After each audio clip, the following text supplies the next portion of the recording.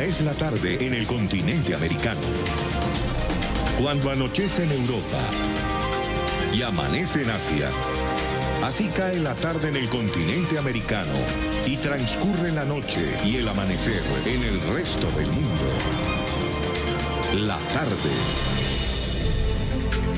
Hola, ¿cómo están? Bienvenidos a la tarde de NTN 24. Gracias, como siempre, por sintonizarnos, por su compañía. Los invitamos a que reporten que nos están viendo a través de las cuentas de Twitter en @NTN24, @la tarde NTN24 y @Joely Ramírez. Comenzamos.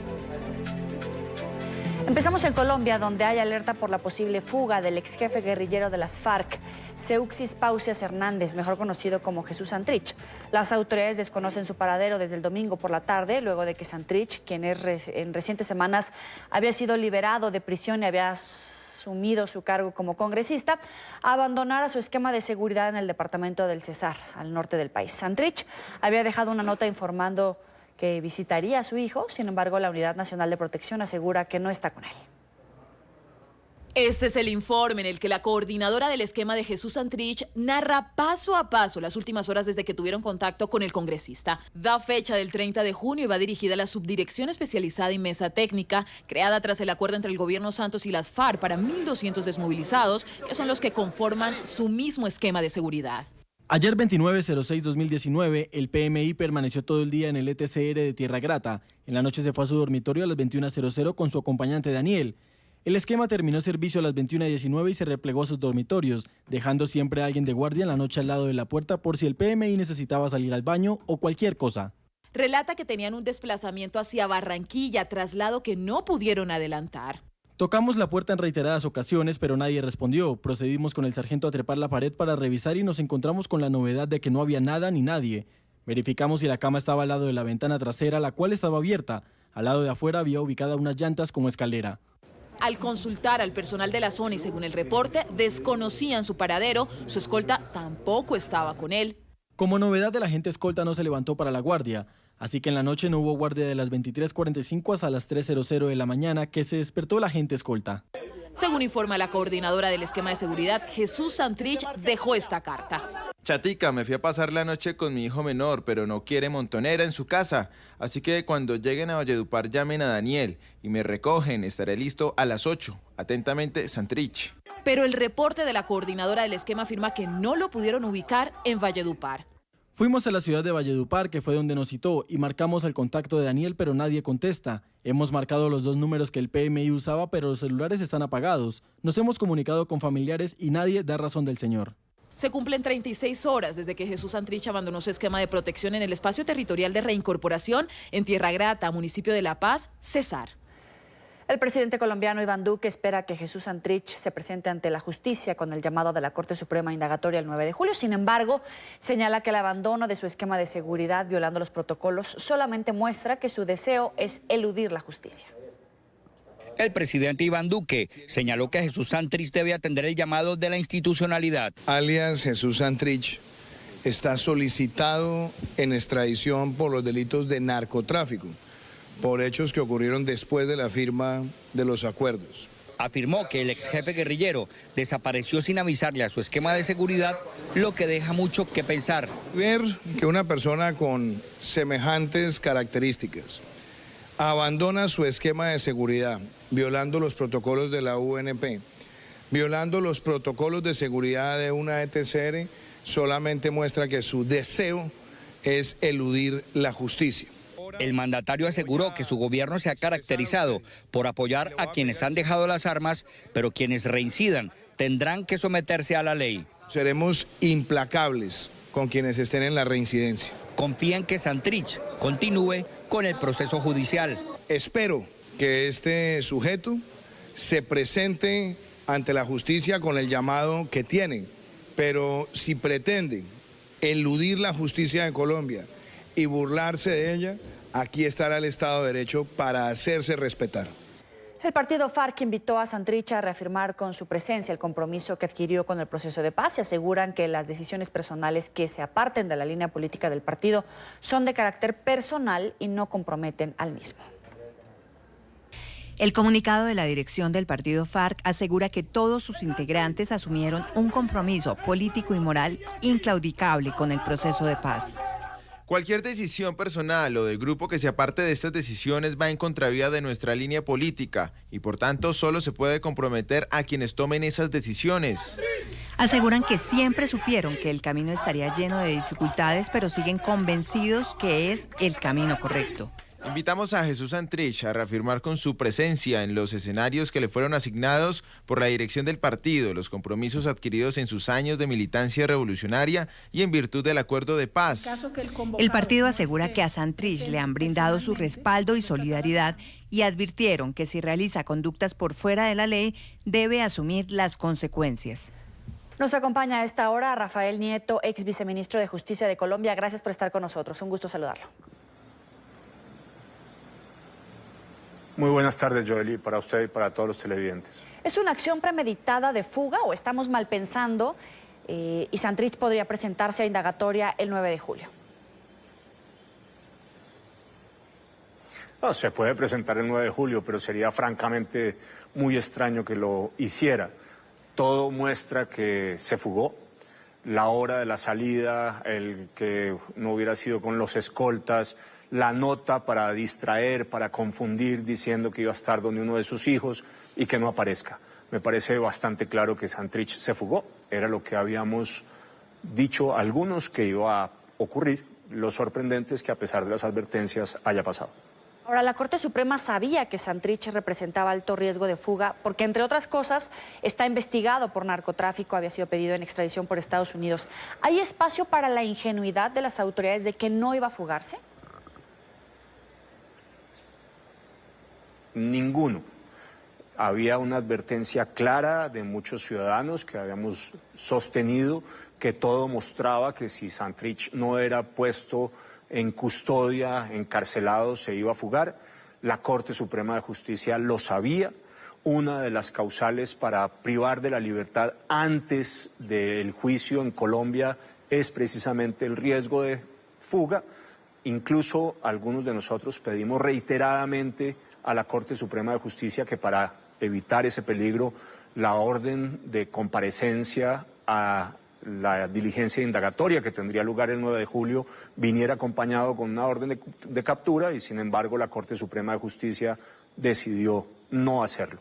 Es clarísimo que la Corte Suprema de Justicia en la Sala Especial de Instrucción, que es la que tiene competencia en esta materia, es corresponsable por negligencia de la fuga de Santrich. ¿Y quiénes deben responderle en todo caso a los colombianos? ¿Qué debe hacer la Corte, la propia JEP? Yo creo que aquí hay varios corresponsables de lo que está ocurriendo. Lo primero es la Jurisdicción Especial para la Paz, que tenía como única tarea verificar cuando le llegó la solicitud de extradición que los hechos cometidos por Santrich hubieran sido posteriores a la firma del acuerdo final entre Santos y las FARC. Era muy fácil hacerlo, ahí estaban las evidencias y sin embargo para la Jurisdicción Especial para la Paz, para la JEP, fue insuficiente lo que había ahí, duró más de un año tomando la decisión, finalmente para decir que no, que le daba la garantía de no extradición. Después el Consejo de Estado decidió que el señor Santrich tenía carácter de parlamentario, que si no se había presentado a asumir su cargo como representante a la Cámara había sido por una fuerza mayor. Lo curioso es que la fuerza mayor era que estaba detenido, una nueva tesis jurisprudencial absolutamente revolucionaria. Después la Sala Penal de la Corte Suprema de Justicia le reconoce fuero y dice por tanto que quien debe juzgar a Santrich es ella y solamente ella. Y finalmente la Sala Especial, otra sala distinta de la Corte Suprema de Justicia, que es la que finalmente llaman indagatoria a Santrich, en lugar de hacerlo acompañándolo con una orden de captura, lo deja en libertad y el señor Santrich se fuga. Por supuesto, también hay una responsabilidad de la Unidad Nacional de Protección, que es la que tiene la tarea de escoltar a Santrich, de darle protección, porque también tendría que haber sido especialmente cuidadosa de que en esas circunstancias se pudiera tener un control permanente sobre dónde y en qué condiciones estaba Santrich, y no ocurrió.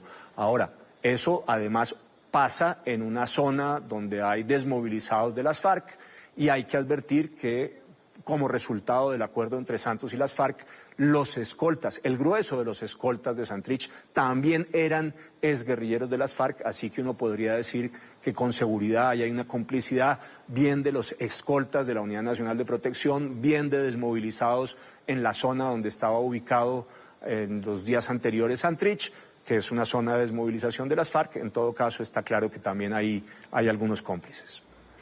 Y con esos cómplices, ¿qué se tiene que hacer a partir de ahora? ¿Dónde queda el papel de las autoridades? Porque si no tomaron cartas con el propio Santrich, pues ahora también se ve complicado que lo hagan con estos presuntos cómplices. Yo creo, Joely, que no va a pasar nada con estos presuntos cómplices. Van a alegar que su tarea era proteger a Santrich y que Santrich simplemente incumplió los parámetros para la protección, que ellos no sabían que el señor Santrich se iba a evadir del sitio donde estaba durmiendo, que no es su responsabilidad y no pasará nada, porque no hay quien falta todavía en este momento que diga que Santrich puede andar libre por cualquier parte, porque su tarea es simplemente la de presentarse el 9 de julio en la indagatoria frente a la Sala Especial de Instrucción de la Corte Suprema de Justicia. El día 9 de julio, que no se va a presentar Santrich, todo el mundo volverá a decir que qué horror, que el señor Santrich se fugó, pero esta es una crónica de una fuga anunciada. Pero es gravísimo. ¿Cómo quedan las instituciones colombianas aún con acuerdo de paz? Porque al final es un exguerrillero que se benefició de este acuerdo, que hoy nuevamente parece que le toma el pelo a las autoridades, que se fuga con una cantidad importante de avisos, no solamente de personajes políticos como su caso, sino de muchas voces internacionales que también apelaban a las autoridades colombianas a que sentaran precedentes en todo este caso de Jesús Santrich y sobre todo que también está investigado por narcotráfico. ¿Cómo queda la institucionalidad de las autoridades colombianas? Muy maltrecha, ya venía muy maltrecha, las encuestas la muestran muy maltrecha, la favorabilidad del sistema de administración de justicia en Colombia es bajísima, más del 80% de los ciudadanos tienen una muy mala opinión sobre las distintas cortes, incluyendo la Corte Constitucional, incluyendo la Fiscalía. Hay una crisis clara a los ojos de los ciudadanos en relación con el sistema de administración de justicia y en este caso se da una terrible malhada coincidencia en la cual todos tienen responsabilidad. La Jurisdicción Especial para la Paz, la Corte Constitucional, el Consejo de Estado, la Corte Suprema de Justicia, en sus dos salas, tanto en la Sala Penal como en la Sala Especial de Instrucción, la Unidad Nacional de Protección, en fin, aquí lo que está claro es que todos han actuado de manera negligente. Uno se queda con la pregunta de hasta dónde era simplemente negligencia, dónde había un afán de proteger a Santrich, porque ciertamente las preguntas que se hace a partir de estos hechos, que además estaban cantados, son muchas y ojalá hubiera una discusión de fondo, pero no se va a dar. Yo me temo que aquí hay un pacto de complicidades y de silencios entre quienes quieren defender a toda costa ese acuerdo entre Santos y las FARC y creen que la manera de defenderlo no es obligando a que los beneficiarios de él, que son fundamentalmente los guerrilleros de las FARC, que no van a pagar cárcel por los delitos más graves que se pueden cometer, que son los crímenes de guerra, los crímenes de lesa humanidad, no solamente tengan este beneficio, sino que además cuando reinciden, cuando cometen nuevos delitos, cuando violan el principio de no repetición, que es un principio fundamental para la protección de las víctimas, también en esos casos aparece el sistema y los protege. No deja de ser realmente muy desafortunado y la pregunta que se tienen que hacer los ciudadanos es, frente a esa realidad, ¿cuáles son los caminos alternativos que quedan? Porque las Cortes no se dejan reformar y el Congreso tampoco colabora para que esa reforma ocurra. Para concluir, ¿el partido FARC cómo queda cuando sus líderes están incumpliendo los acuerdos que ellos mismos firmaron? Si uno se sienta y mira, una buena parte del secretariado y de los jefes del Estado Mayor de las FARC o no se reinsertaron nunca, como aquellas unidades que quedaron vinculadas directamente con los sistemas de economía ilegal, fundamentalmente la minería ilegal y el narcotráfico, o están reincidiendo o se desmovilizaron, pero nunca se presentaron frente a la Jurisdicción Especial para la Paz, como es el caso de Iván Márquez, que era el segundo comandante de las FARC, Romaña, El Paisa, ahora Santrich. Es decir, aquí lo que tenemos Claramente es una crisis, en mi opinión, del acuerdo y de su implementación, pero lo que resulta de todo esto más grave es que uno no ve que frente a esa crisis se vaya a actuar. Pareciera que el mecanismo para tratar de minimizar la crisis sea la de negarla y sostener que aquí lo que hay son solamente algunas acciones individuales y no hay un problema de diseño y de ejecución de la implementación de los acuerdos por aquellas autoridades a las que les corresponde. Es Rafael Nieto, ex viceministro de Justicia de Colombia. Gracias por estar con nosotros. Joely, gracias a usted y a todos los televidentes. Hasta luego. Son las 4 de la tarde, 15 minutos. Vamos a revisar otros temas que hacen parte de la agenda informativa del día. De noticia, la audiencia preliminar del caso por el que es acusado el diputado Juan Requesens. La jueza Carol Padilla decidirá si pasa a juicio acusado por varios delitos por el intento de magnicidio o queda en libertad. Los familiares y abogados de Requesens señalan que esperan lo peor, pues se trata de un caso político. Además, denuncian la tortura y las irregularidades en el sistema de justicia. Luis Laya tiene toda la información desde Caracas. Hola, buenas tardes. Este lunes se podría conocer la decisión del tribunal que lleva el caso de Juan Requesens, el diputado que permanece detenido desde el pasado 7 de agosto. Tras toda la audiencia preliminar ya realizada, solamente se espera que se pueda conocer si pasará a juicio o quedará en libertad. Los propios abogados indican que están preparados para lo peor. Que hay que prepararse para la peor decisión, que es que vayamos a juicio y le mantengan privada su libertad. No esperan justicia, están preparados para lo peor, pues aseguran es un caso político. Nada en ese expediente compromete o dice que Juan Requesens tiene que estar privado de libertad.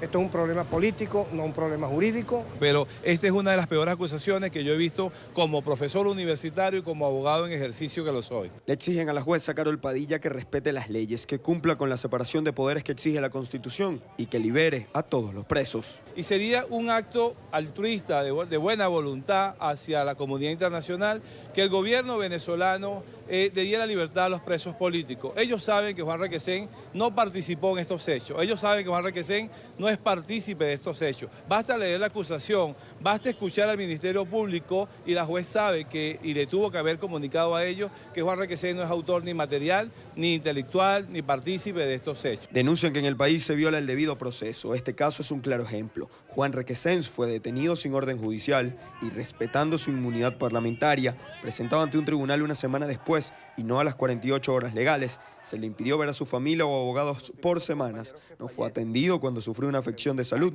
y ahora pretenden llevarlo a juicio. De manera que esto ha sido un caso plagado de irregularidades desde el principio, que en un país serio donde exista separación de poderes, Juan Requesens desde el primer día ha debido estar libre.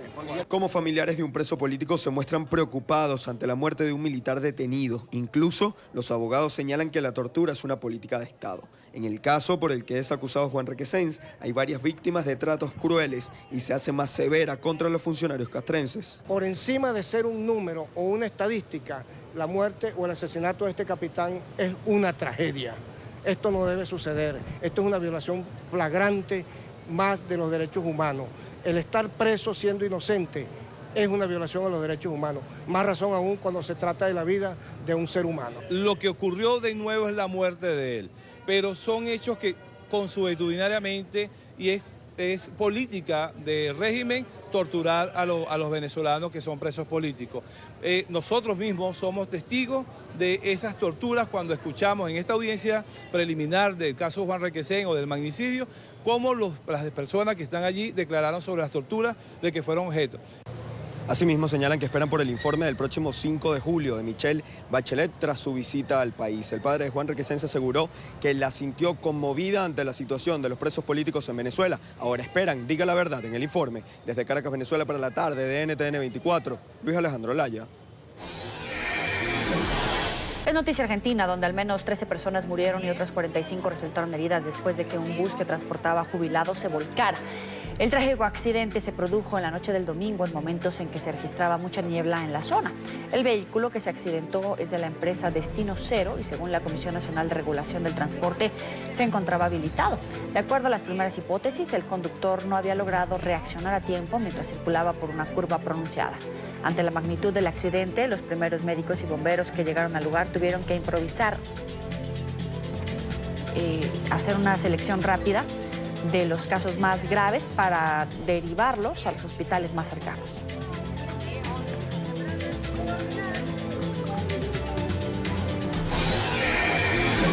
Es noticia la ola de calor que sigue azotando a Europa. Cerca de 150 personas murieron ahogadas en Polonia y Lituania por las altas temperaturas.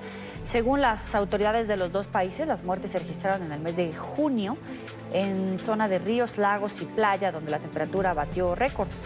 Por su parte, en otras naciones como Alemania e Italia advierten que el calor no cesará.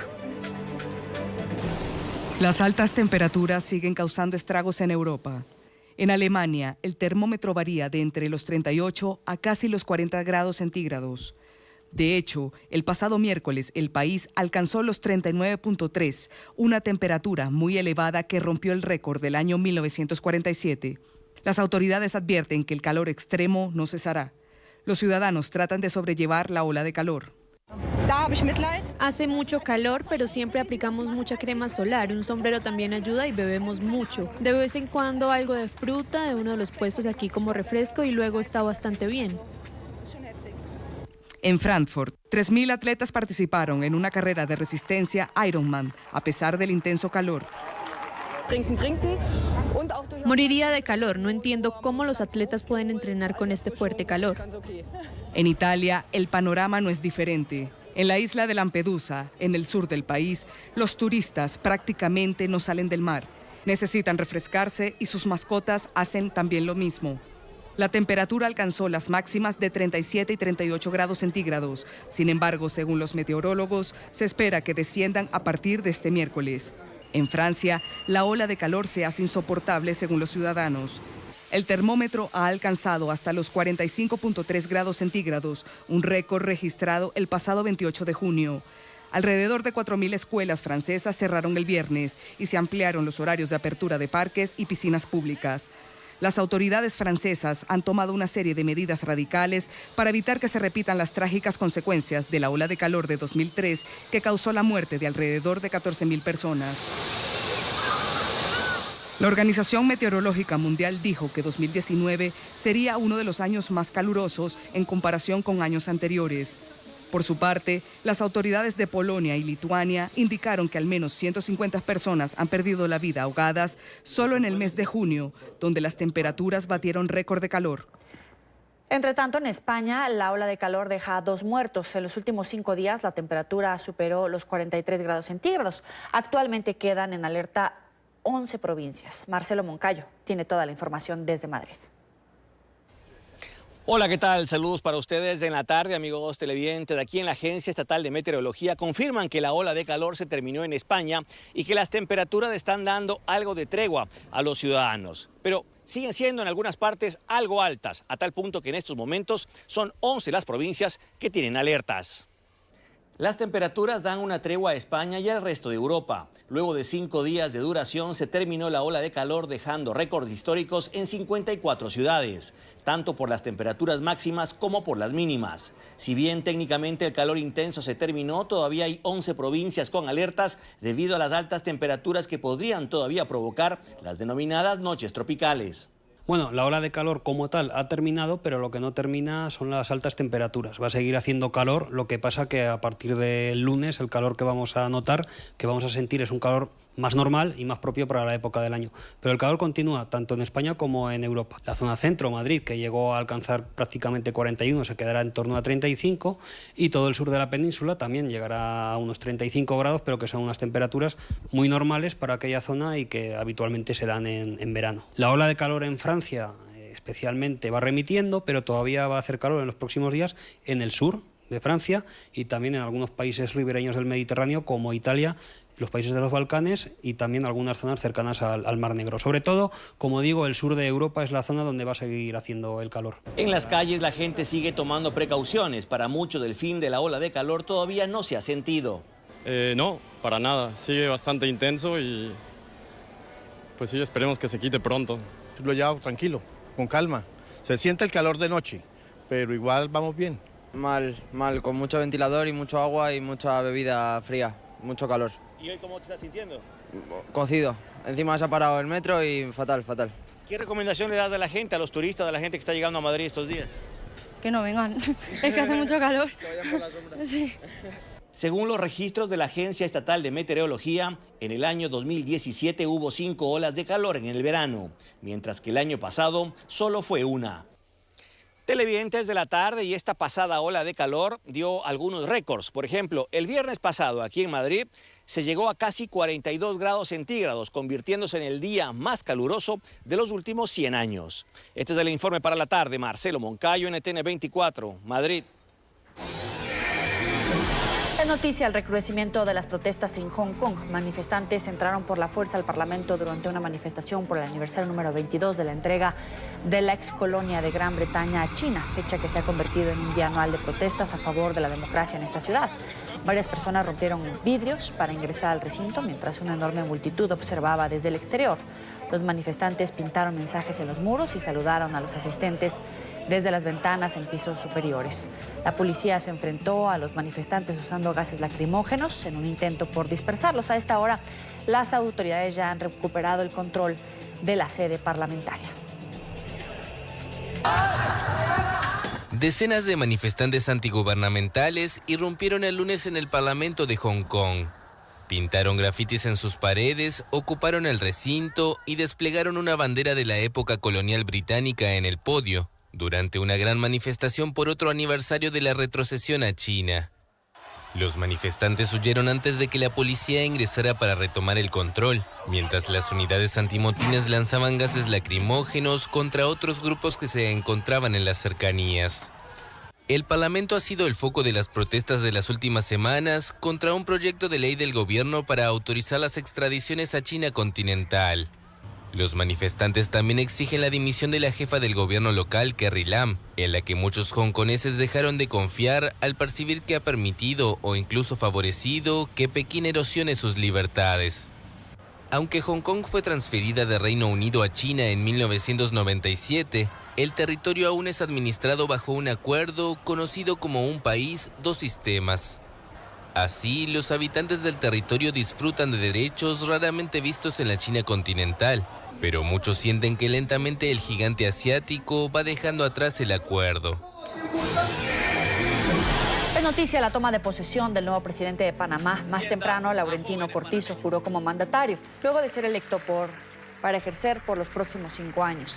En Ciudad de Panamá, un dispositivo de seguridad se instaló para la ceremonia que tuvo lugar en el Centro de Convenciones de Atlapa. Al acto asistieron cerca de 12 jefes de Estado y presidentes, entre ellos el rey Felipe VI, el peruano Martí Vizcarra, el colombiano Iván Duque y el boliviano Evo Morales. La Asamblea Nacional también tomó posesión y fue electo como presidente del Parlamento Marcos Castillero. El mandatario nacional tiene como retos durante su mandato reactivar la economía y superar las expectativas de solución a los problemas de la población. Se creará la Unidad para la Competitividad de los Servicios Internacionales, que coordinará todas las acciones para sacar y mantener a Panamá fuera de las listas y consolidarnos como el mejor centro de negocio, servicio y logística de América Latina. Solo quiero dejar un legado. No aspiro a más que haberle servido a mi patria con humildad y dignidad. Mi mayor satisfacción al dejar la presidencia será caminar con mi frente en alto, sin sentir vergüenza y seguir recibiendo el cariño que hoy me dan los panameños. Y en esta parte del programa nos acompaña Harry Brown, director del Centro Internacional de Estudios Políticos y Sociales de Panamá. Bienvenido. Buenas tardes, Ibeli. Un placer conversar contigo. Laurentino Cortizo ya asumió como presidente de Panamá. ¿Qué país recibe? Mira, hay que tomar en cuenta que Laurentino Cortizo es el 6º presidente elegido en democracia, en 30 años de democracia después de la invasión estadounidense a Panamá, y recibe sobre todo un país que ha sido, digamos, golpeado desde 2016 por diferentes escándalos. Primero, el escándalo global de los Panama Papers. Los Panama Papers fue un escándalo global que llevaba el nombre de nuestro país. Nosotros en buena medida hemos cargado con el desprestigio de todo lo que se ventiló en esas noticias. También los escándalos de Lavajato, de Brecht, tocaron a Panamá, a los 3 últimos gobiernos, y también una serie de escándalos en la Asamblea Nacional. Tenemos una ciudadanía entonces que está muy sensibilizada con los asuntos relacionados con la corrupción y el fortalecimiento de las instituciones. Y además recibe un país, al sexto país más desigual del mundo, que al mismo tiempo es el país que más ha crecido económicamente en América Latina. Eso, como te imaginarás, Yuveli, genera unas tensiones muy importantes entre la población. Ya que mencionas todos estos puntos, quisiera desglosarlos. Panamá es conocido como el Singapur latinoamericano. Es el país con mayor crecimiento de América Latina en los últimos 25 años. Sin embargo, como tú decías, es uno de los países más desiguales en la región, independientemente de los índices de pobreza. ¿Cómo cambiar estos indicadores?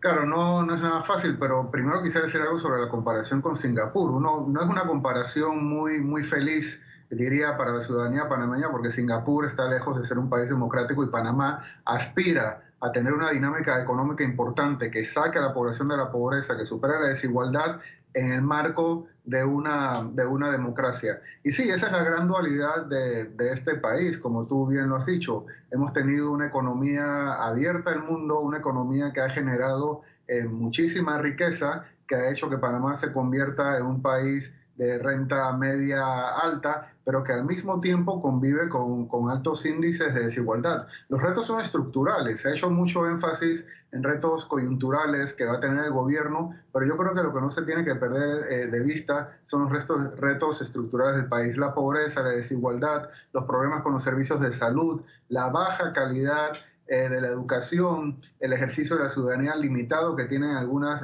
las minorías sexuales, los afrodescendientes y las mujeres. Son retos muy complejos que este gobierno pretende afrontar. Sobre todo, lo primero que va a presentar el presidente, anunció hoy, es una reforma constitucional. Hay la convicción de que muchos de estos temas tienen, digamos, sus más importantes obstáculos en el andamiaje político del país. Por lo menos ese es el diagnóstico que se hizo durante las elecciones. Varios de los candidatos presidenciales apuntaron hacia los temas institucionales como los más importantes. Y lo que va a hacer el gobierno de Laurentino Cortizo es tratar de obtener esas reformas constitucionales de la manera menos traumática posible, a través de la aprobación de 2 asambleas y posteriormente un referéndum. Algunos hablan de una economía desacelerada, otros hablan de la necesidad de garantizar los servicios básicos a la población. ¿Ese es un reto que puede cumplir este mandatario durante estos 5 años? Claro, lo que pasa es que hay que tomar en cuenta que cuando en Panamá se habla de economía desacelerada, se hace desde los estándares panameños. Nosotros a principios de los años 2000 no, por ahí por el 2010, 2011, la economía de Panamá creció al 10%. Era un crecimiento económico enorme. Por eso cuando el país crece al 5%, que es un crecimiento bueno y que muchos países en la región lo desearían, en Panamá la opinión pública lo recibe como que la economía se ha estado desacelerando, como que el crecimiento no es suficiente. Entonces lo que se tiene son estándares muy altos de dinámica económica que el país quiere obtener. Pero claro, eso es como al momento de pisar el acelerador económico, la maquinaria institucional, la carrocería institucional comienza a temblar. Como si fuera un carro viejo, y ese ha sido, digamos, el primer reto que aparentemente va a enfrentar el gobierno de Laurentino Cortizo: tratar de darle forma o renovar esa carrocería vieja institucional para que la dinámica económica pueda llegar a toda la ciudadanía. La reforma constitucional de la que hablabas, es cierto que es un clamor de diversos sectores sociales que piden cambios en el funcionamiento del sistema, tanto judicial como legislativo. Muy desprestigiados en este sentido, muchas críticas en este sentido, si en realidad se va a lograr. ¿Tiene la mayoría parlamentaria para lograr esta reforma constitucional? Claro, esa pregunta es muy importante porque posiblemente la gran particularidad que tiene el gobierno que preside Laurentino Cortizo es que tiene mayoría en la Asamblea Nacional. Esa mayoría en la Asamblea Nacional no la tuvo el gobierno pasado, presidido por Juan Carlos Varela. Ese fue el punto de inflexión cuando perdieron una alianza que le daba mayoría, y el gobierno anterior, presidido por Ricardo Martinelli, tampoco tenía una mayoría propia, que luego la construyó a través del transfugismo. Entonces, el país ha estado estado avanzando económicamente, que es donde se ha puesto el énfasis, con un gobierno dividido. El gobierno de Laurentino Cortizo tiene la gran particularidad de tener una mayoría propia, lograda con un aliado que aparentemente va a ser poco exigente, y eso debe facilitar una serie de reformas que se están proponiendo, pero también levanta un reto. Levanta el reto de que esa mayoría legislativa no se comporte como una aplanadora, como se dice en Panamá, y que asfixie a la oposición. Un sistema, un régimen democrático como el panameño, y como todos, necesita una oposición. Si no hay espacio para la oposición dentro de la Asamblea Nacional de manera institucional, es posible que estas reformas levanten conflictos, porque la oposición posiblemente se tendría que hacer desde las calles. Y por último, ¿la corrupción tendrá un capítulo de extensión de otros casos de corrupción o tendrá un capítulo de justicia?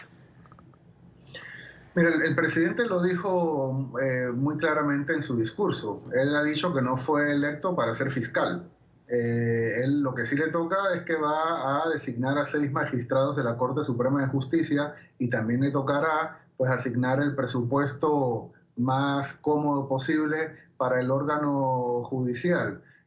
También se ha hablado, el presidente ha dicho en otras ocasiones, que no va a gobernar con el retrovisor, sino que va a echar la vista hacia adelante. Entonces sí, hay corrientes de opinión en las que se ha generado alguna duda de hasta qué punto el actual órgano ejecutivo, el gobierno, va a estar comprometido con atender casos de corrupción de gobiernos anteriores. Esa es una de las grandes incógnitas. Hoy es apenas el primer día protocolar del gobierno, y en los próximos días, meses y años pues nos daremos cuenta de qué tan comprometidos están con la corrupción, con luchar contra la corrupción este gobierno. Ha anunciado, esto es muy importante, una nueva ley de contrataciones públicas, que también fue señalada por las distintas corrientes de opinión como uno de los grandes problemas que abría paso a mecanismos de corrupción en la administración pública panameña.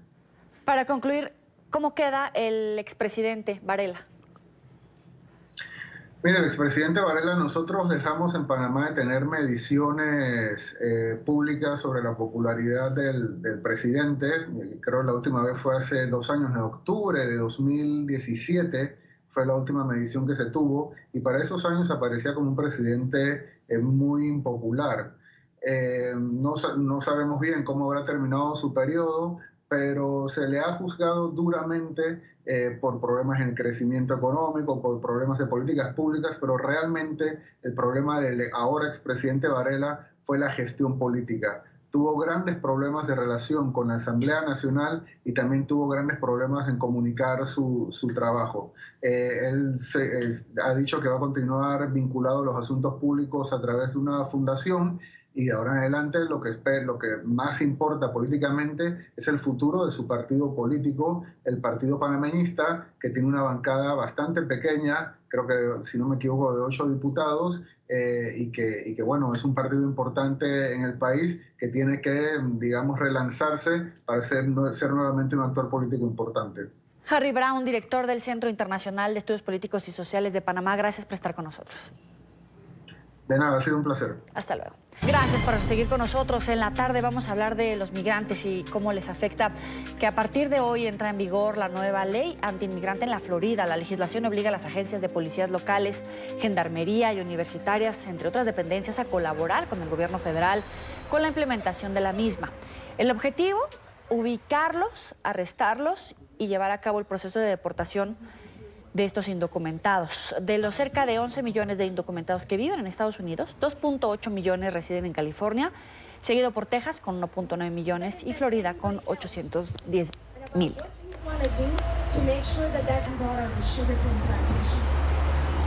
Para hablar de estas leyes nos acompaña Thomas Kennedy, director político de la Coalición de Inmigrantes de la Florida. Gracias por estar con nosotros.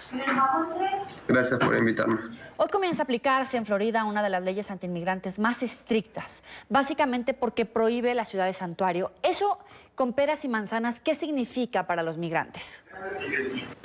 Bueno, aquí en la Florida no había ciudades santuarias antes de esta ley. Esto lo único que ha sido es una táctica política para los aliados del presidente Trump para incitar a la base racista del presidente a salir a votar en el 2020, francamente.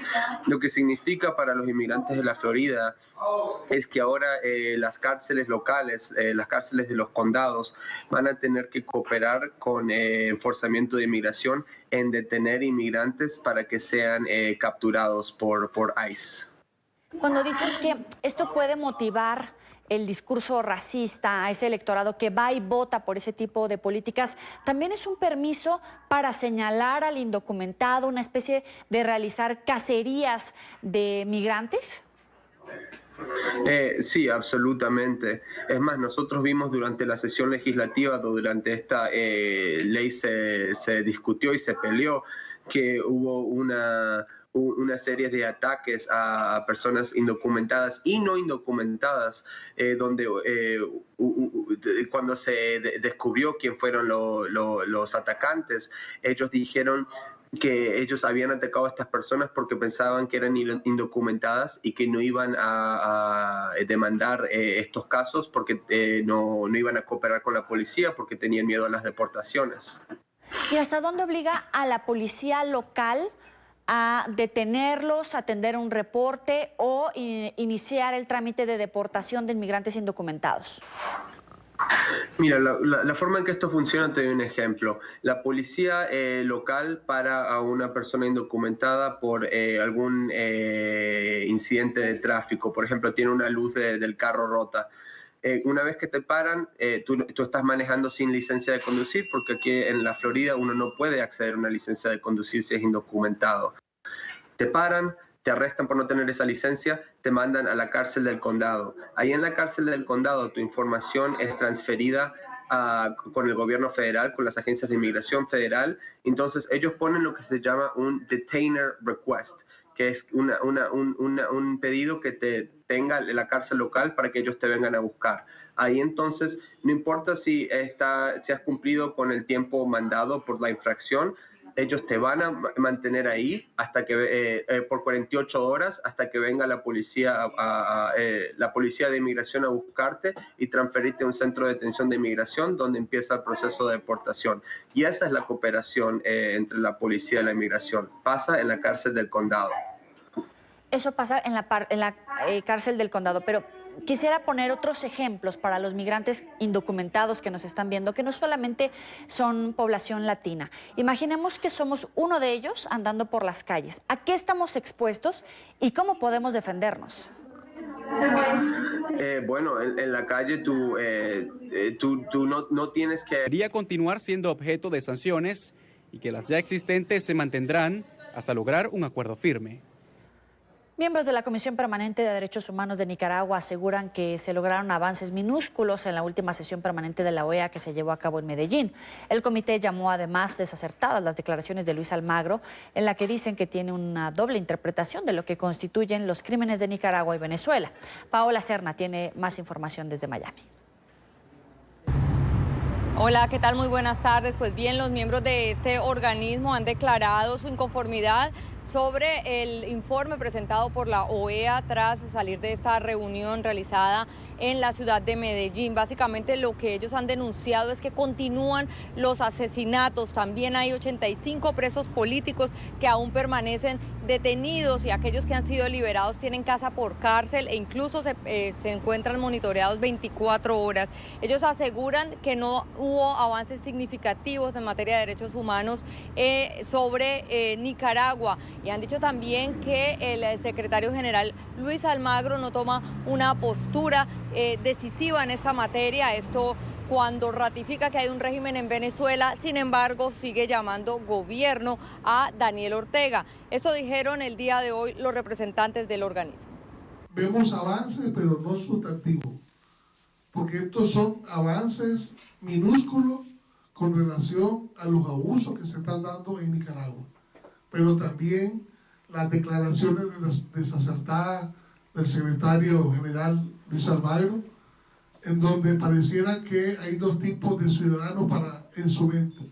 Pareciera que está leyendo solo los informes del gobierno y no está leyendo los informes que hemos venido denunciando la CPDH y otras organizaciones, al igual que las organizaciones internacionales, en donde el grupo IACE ha manifestado crímenes de lesa humanidad que hoy en día ya deberían de estarse investigando. Los hechos del día de ayer también en la Catedral de Managua, donde fueron reprimidos una manifestación, un plantón express, demuestra que la dictadura no tiene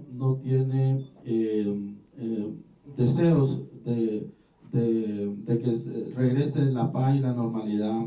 Los miembros de este Comité Permanente de Derechos Humanos también han manifestado su respaldo y aseguran que trabajan con representantes políticos bipartidistas de aquí del sur de la Florida con el propósito de que les sea otorgado o les sea extendido el estatus de protección temporal a los nicaragüenses. Este estatus vence en enero del próximo año y ellos básicamente lo que están haciendo es pedir la colaboración de los congresistas para que esto pueda ser extendido.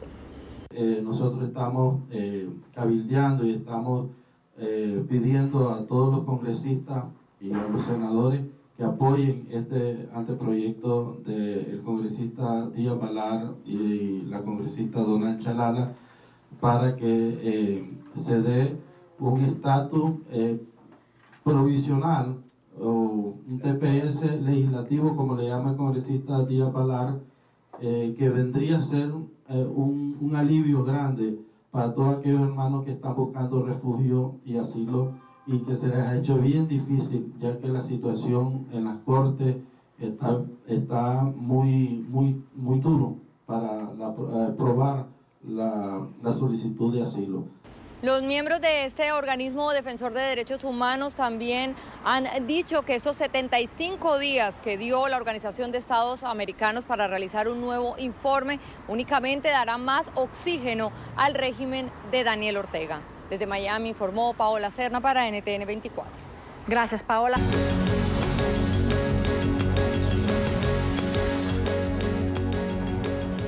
Cinco de la tarde, 11 minutos en la Ciudad de México. El presidente López Obrador celebra un año de haber ganado las elecciones presidenciales. A esta hora entrega un pequeño informe sobre estos casi 7 meses de gobierno. Se resolvió el problema de abasto de gasolinas. Y como ya dijimos, prácticamente se acabó con el famoso huachicol.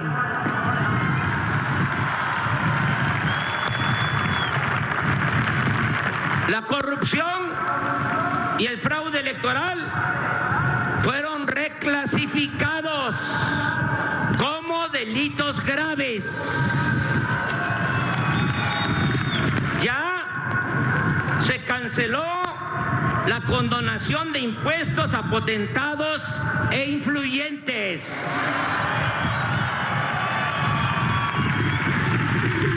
Desapareció el Estado Mayor Presidencial y a los 8,000 elementos de élite que cuidaban al presidente pasaron a la Secretaría de la Defensa. Es el presidente de México, Andrés Manuel López Obrador, ha dicho que son tiempos de transformación. Ha anunciado que durante su gobierno se acabaron los hechos de corrupción, que ya no se toleran más dentro de su gobierno. También ha listado que se redujo el robo de combustible y el desabasto en gasolina. Hace un listado de los logros, según él, durante su gobierno. Más adelante tendremos el desarrollo de esta noticia. La justicia no tiene nada que temer. Avanzamos en otros temas. Más temprano, la alta comisionada para los derechos humanos, Michelle Bachelet, se declaró conmocionada por la muerte del capitán de Marina Rafael Acosta Arévalo tras ser torturado por funcionarios de Nicolás Maduro. Bachelet destacó que estaba bajo custodia de oficiales del régimen en Venezuela. A través de un comunicado exigió una investigación del caso. También demandó a Maduro que los otros 6 militares y oficiales de seguridad detenidos junto al capitán Acosta reciban visita de sus abogados y familiares y se les garantice que no sufrirán ningún tipo de tortura.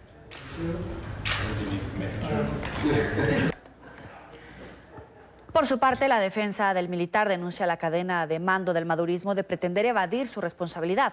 2 funcionarios de la División de Contrainteligencia Militar fueron detenidos, suprimiendo la responsabilidad de los autores intelectuales. Oliver Fernández tiene toda la información. Adelante.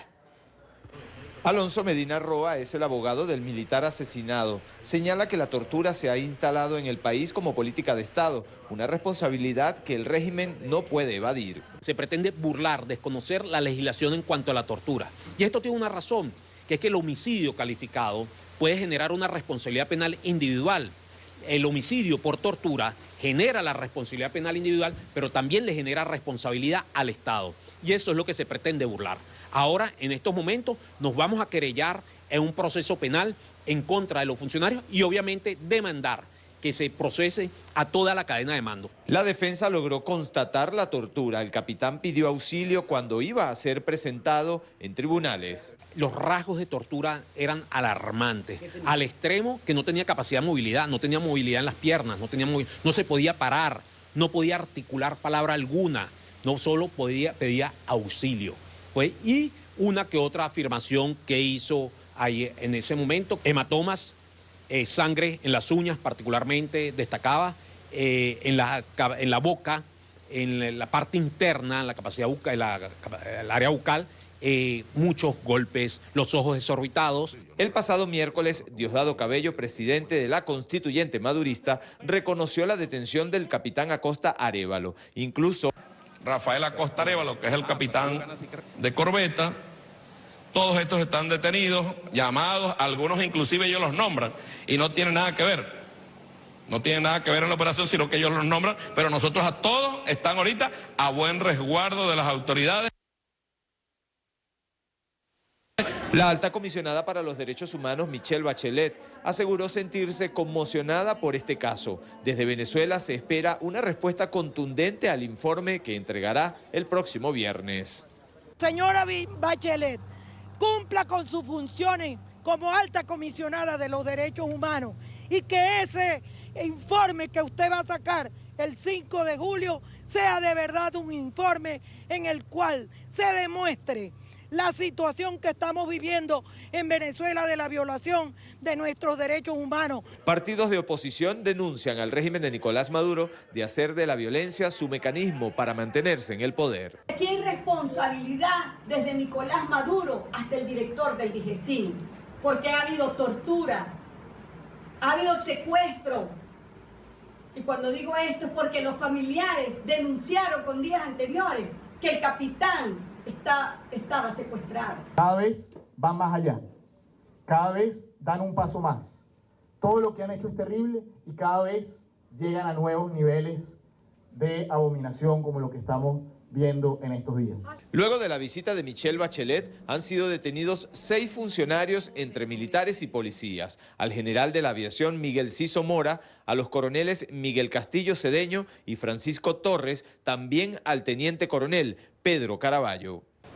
Partidos de oposición convocaron a una gran manifestación desde la sede de la Organización de Naciones Unidas en Caracas hasta la sede de la División de Contrainteligencia Militar en rechazo a este asesinato. Es la información que manejamos desde Caracas. Continúen con más de la tarde de NTN 24.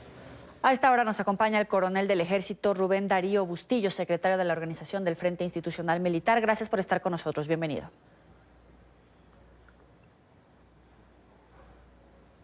A tu orden, Joel. Hay conmoción, indignación, rechazo, una condena unánime e internacional sobre la tortura y asesinato del capitán Acosta. Y Maduro habla de una investigación, pide que se determine a los responsables, pero hay 2 detenidos. ¿Existe el riesgo de que el madurismo quiera minimizar el grado de accionar de militares de mandos medios y bajos para no asumir la responsabilidad de este asesinato? Eso es obvio. Yo no creo que... a Maduro no hay que creerle nada. Él no solamente que es un mentiroso, sino que es una persona pues que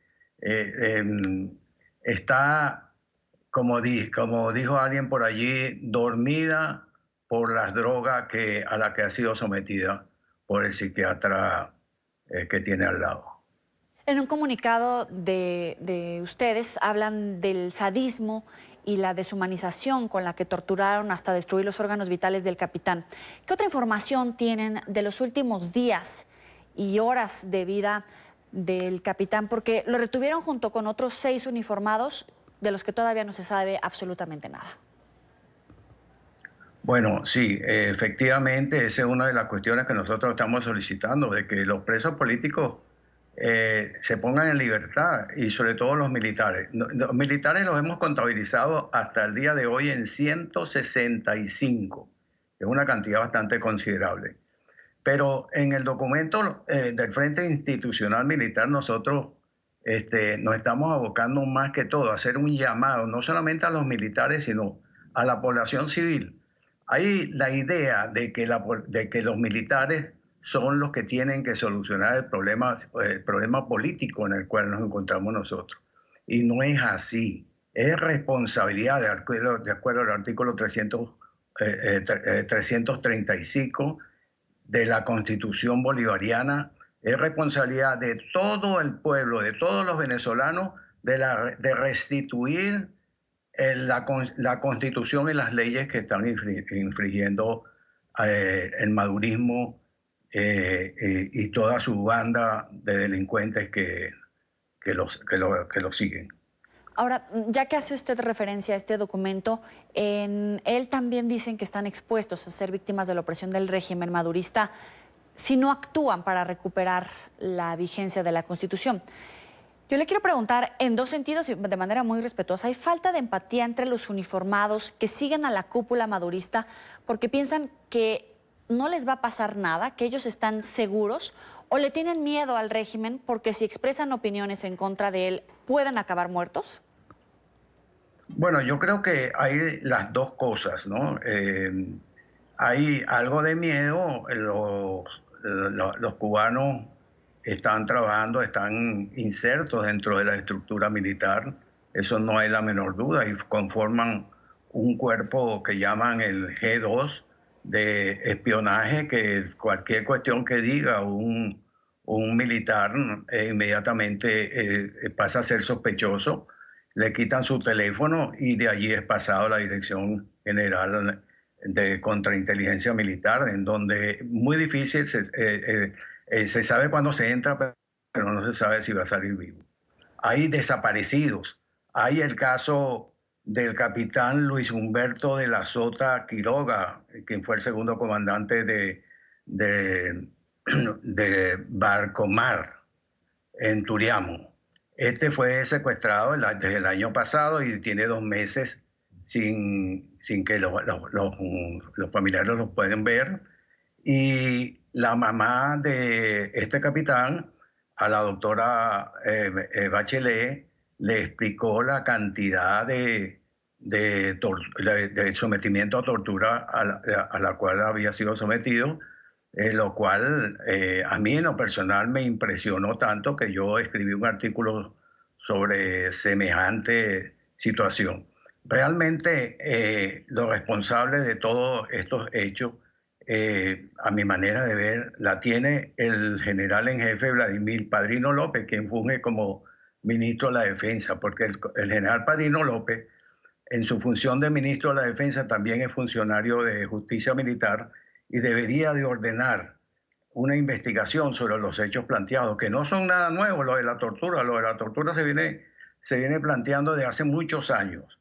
En cuanto a los otros responsables, está el mayor general Iván Hernández Dala, que es el director general de Contrainteligencia Militar, y el mayor Gustavo González López, quien es el director del SEBIN, a quien también se le acusa y es responsable indudablemente de la muerte del concejal Fernando Albán.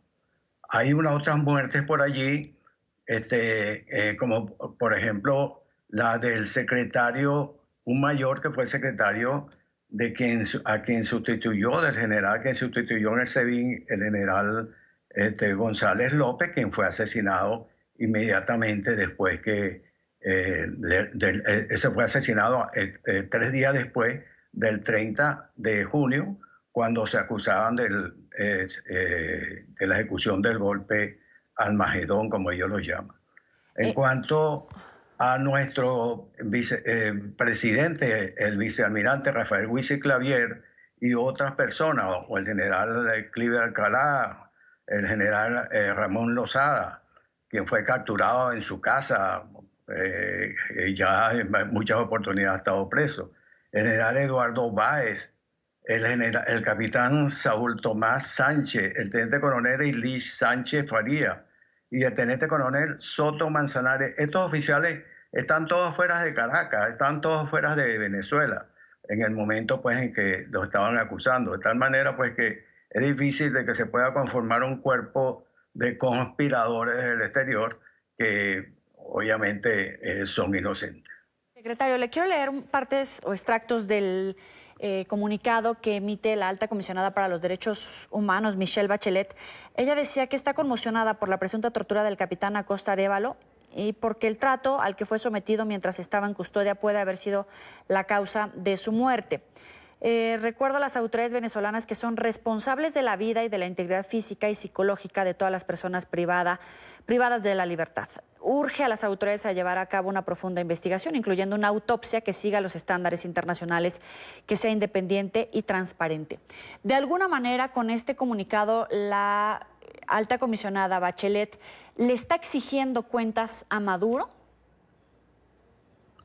Bueno, yo no sé si le está exigiendo cuenta o está pidiendo cuenta, porque el quien tiene que presentar las cuentas es ella. Ella estuvo en Venezuela y los testigos fueron tantos, más de 100 testigos, que fueron los familiares de quienes han sido torturados horriblemente, expresaron y denunciaron en presencia de la doctora Bachelet los hechos sucedidos, y ella, bueno, simple y llanamente no esperamos mucho de esa señora, por cuanto su comportamiento es bastante significativo. Ella fue a bailar a Venezuela con una fiesta que le hizo el gobierno y fue acompañado por amigos del gobierno durante toda su estadía en Venezuela.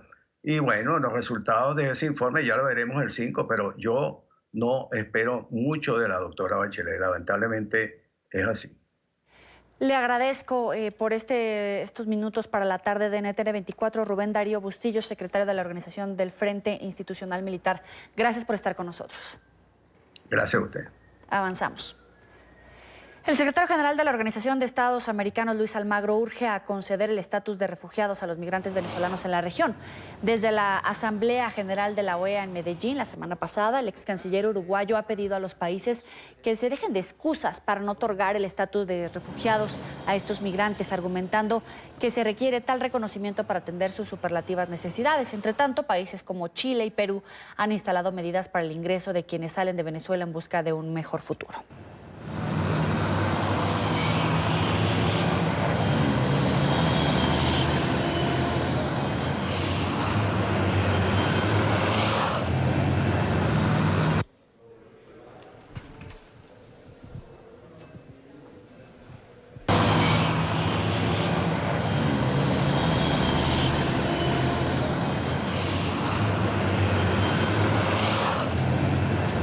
En esta parte del programa nos acompaña Gerardo González, profesor del IESA, gerente de Consultores 21 y experto en materia de migración venezolana. Gracias por estar con nosotros. Bienvenido. Gracias, buenas tardes. El secretario general de la OEA, Luis Almagro, está urgiendo a conceder el estatus de refugiados a los migrantes venezolanos en la región. ¿Qué tiene que pasar para que más allá de las asambleas, los consensos alcanzados en los discursos, los países en verdad ejecuten medidas de protección para los migrantes venezolanos? Bueno, buenas tardes. Yo creo que ya los países han hecho bastante en términos migratorios, ¿no? Tienes que recordar que el problema no es nuevo. Ya han cruzado nuestras fronteras más de 4 millones de personas. Ya se ubican en todo el territorio colombiano, peruano, chileno, ecuatoriano, etcétera. Varios millones de compatriotas que han decidido comenzar una vida en otras fronteras, en otros países, y a partir de ahí yo creo que lo que están haciendo ahora los países es un poco poniendo orden interno, ¿no? Además tienes que recordar que la presión migratoria para muchos de estos países es muy seria, ¿no? Entonces, transformar lo que ya se viene dando, que es una inmigración forzada de millones de venezolanos hacia su territorio, para ahora darles el término de refugiados, es bastante complicado para muchos de ellos porque simplemente no tienen la capacidad ni técnica ni logística para procesar esas solicitudes de refugio, ¿no? Eso, ser refugiado y que te den en la condición de refugiado es un proceso que toma tiempo y que, imagínate, 5.000 venezolanos saliendo diariamente por la frontera colombiana y unos cuantos miles por las diferentes fronteras de América Latina. Entonces el reto para los países es enorme en términos logísticos y en términos de procedimientos.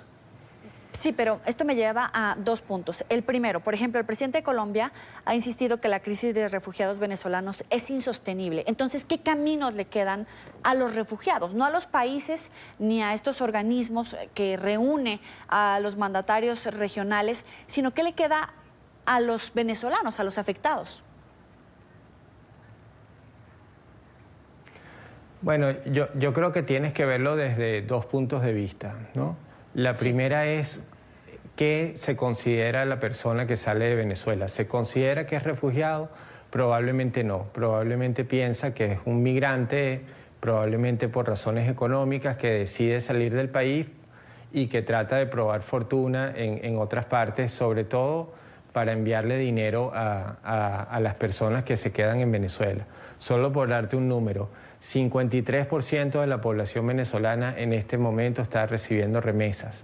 Eso significa que hay millones de venezolanos afuera que están tratando de trabajar, algunos de manera legal, otros de manera irregular, pero que están tratando de mandar recursos, ¿no?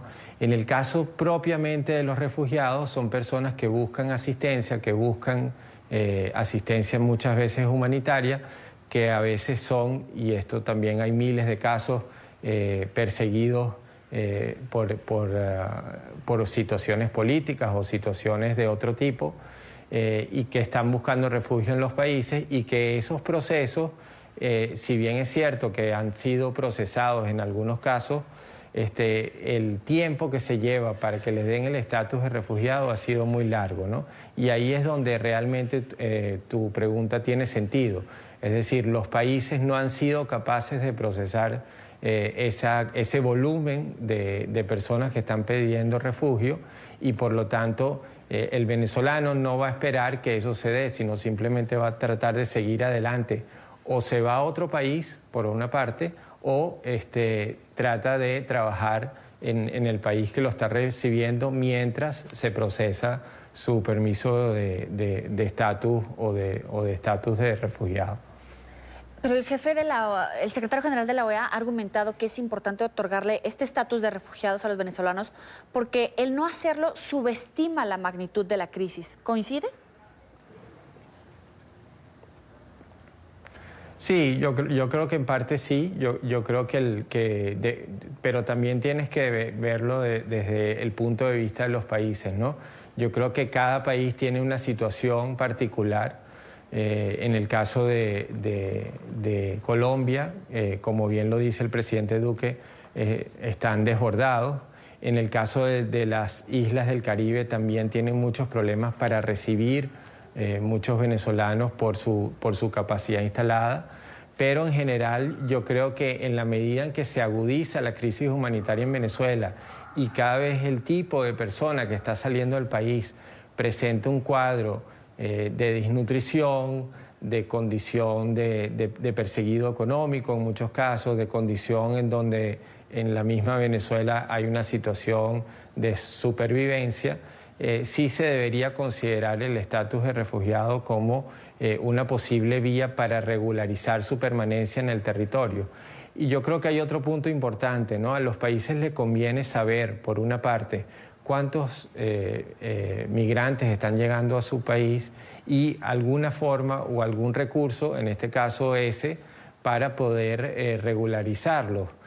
Un inmigrante irregular siempre es una persona que corre más riesgos que un inmigrante que tiene sus papeles en orden, ¿no? Un inmigrante irregular es víctima de explotación laboral o de tráfico de personas, mientras que una persona que está regularizada en el país le da mucho más orden al país y muchos más beneficios, inclusive al país receptor. Entonces sí estoy de acuerdo. Ok, bueno, eso es para regularizarlo, como usted menciona, pero se están acabando las formas, los caminos y el tiempo para los venezolanos, porque si bien no pueden quedarse adentro de su país por la crisis que se está viviendo, parece que también ya están encontrando muchas más dificultades para llegar a otro país de manera legal, porque entre que les piden el pasaporte, el documento de no tener antecedentes penales, en fin, una cantidad importante de documentos que, si bien, como menciona, es para tener un control sobre ellos, pues también es difícil conseguir un pasaporte cuando ni siquiera pueden conseguir alimento. Sí, estoy de acuerdo contigo. Cada vez es más complejo dentro de Venezuela conseguir la documentación necesaria para salir del país. Y lamentablemente lo que ha sucedido ya desde hace algún tiempo es que muchos se van sin esos papeles, es decir, de una manera irregular. Se hace inclusive una relación insostenible, porque acuérdate que muchas de estas personas que se fueron dejaron en Venezuela familiares, hijos, hermanos, inclusive parejas que se han separado y que ahora están buscando algún tipo de reintegración familiar. Entonces el panorama en los próximos meses es muy gris, en el sentido de que cada vez es más complejo que estas personas se reunifiquen en esos países que está viviendo su familiar por esa falta de documentación. Entonces, bueno, ¿qué va a traer como consecuencia de esto? Más inmigración irregular, ¿no? Y eso es un reto importante para los países, y yo creo que en parte el reporte de la OEA lo que trata de, digamos, enfatizar es que este problema, si no se le busca una solución desde los países receptores, va a ser cada vez más complejo para que los venezolanos puedan ingresar por razones humanitarias en esos países y ir más allá, reencontrarse con sus familiares. Es Gerardo González, profesor del IESA, gerente de Consultores 21 y experto en materia de migración venezolana. Gracias por estar con nosotros.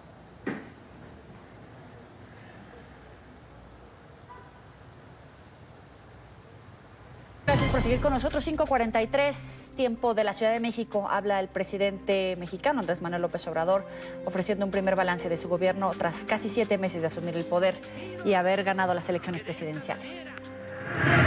Otorgando créditos a los de abajo, a las pequeñas, medianas empresas, comercios, talleres artesanales, apoyándolos con créditos sin intereses, se puede reactivar la economía desde abajo y con la gente.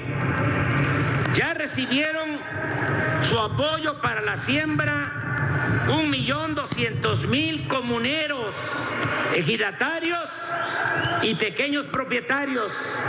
Y por primera vez damos la bienvenida a Alfonso Jiménez de Sande, investigador del Colegio de Estudios Latinoamericanos de la Universidad Nacional Autónoma de México. Gracias por estar con nosotros, profesor. Bienvenido. Gracias, muchas gracias. Buenas tardes, editor. El presidente mexicano lleva hablando aproximadamente 40 minutos. Abrió su discurso celebrando que en su gobierno ya no había espacio para la corrupción, según sus palabras, pero en estos 40 minutos le sigue hablando a la misma gente que votó por él, a esta ala dura de los mexicanos que no le cuestionan, que no le contradicen.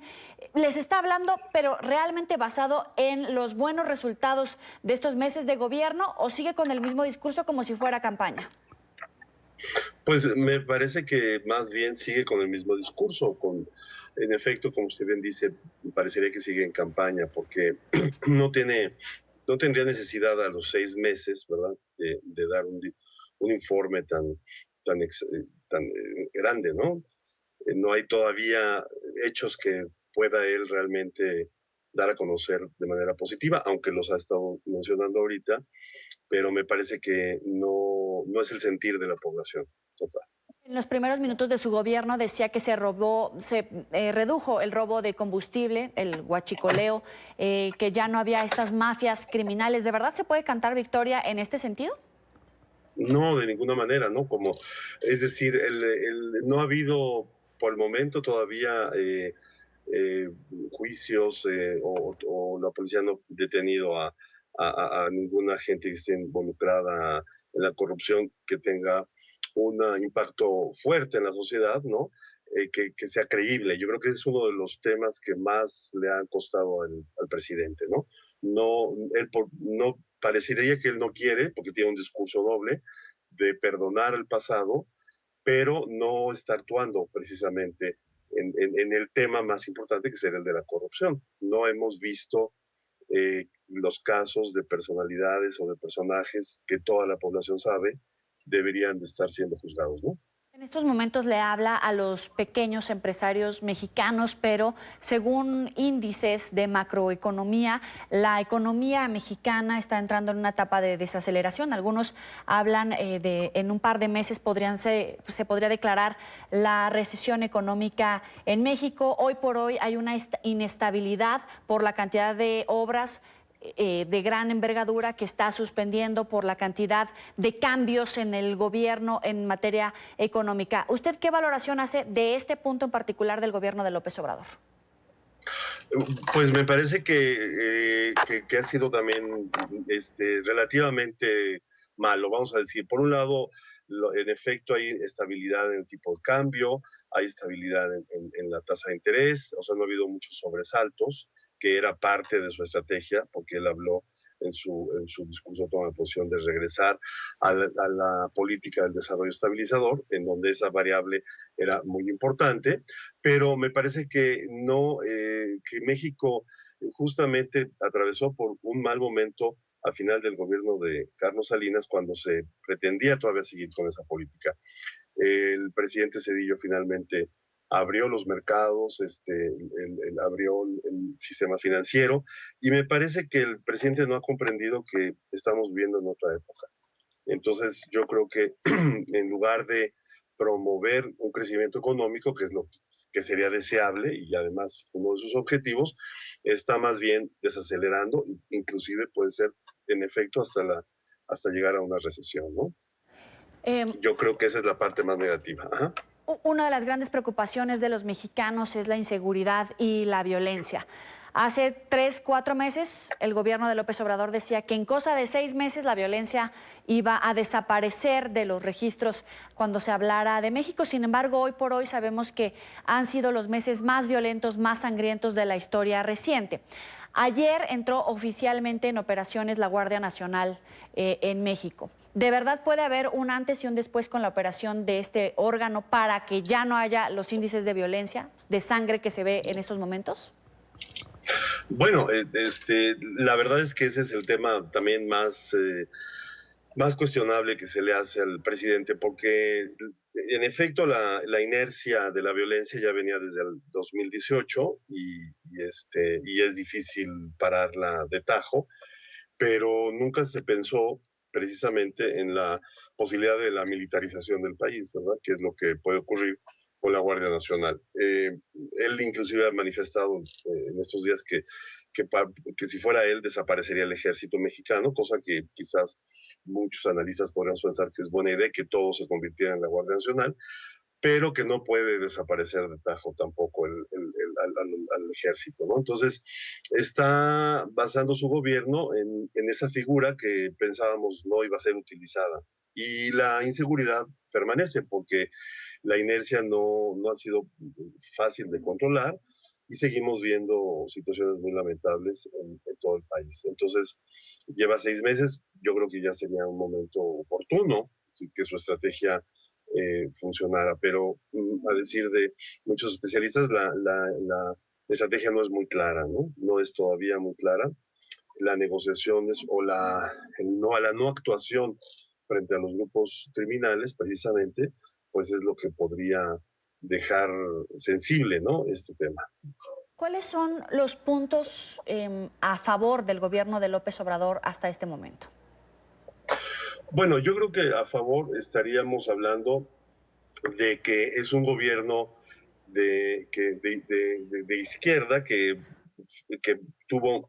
logró llegar al poder de una forma democrática y que eso habla muy bien del sistema en sí, pero que estamos en riesgo de que eso pueda convertirse en algo negativo. O sea, que el sistema permanece, pero él ha hablado de la posibilidad de cambios en el sistema electoral, y etcétera, y eso ya mantiene muy preocupado a todos los investigadores. Por otro lado, también un aspecto positivo, en efecto, pudiera ser que esa posibilidad de llamar a un diálogo, que es a veces parecería que sí lo quiere hacer, pero no está muy dispuesto ya en el fondo. Entonces, no hay realmente muchos elementos positivos. Yo creo que lo positivo puede ser la sensación de que hubo un cambio de gobierno y un cambio de un grupo político, pero no hay todavía en su actuación algo que pudiéramos pensar está siendo muy positivo, porque ni siquiera el establecimiento de un sistema de información todas las mañanas podríamos pensar que ha funcionado, ¿no? Yo no veo realmente elementos que sean muy positivos. Me quedo con esta frase del riesgo que puede haber en romper la institucionalidad y el orden democrático en México ante esta insistencia en repetir que podría cambiar la Constitución y volver a reelegirse. Gracias por estar con nosotros, Alfonso Jiménez de Sande, investigador del Colegio de Estudios Latinoamericanos de la UNAM, por estos minutos para la tarde de NTN 24. Muchas gracias a ustedes.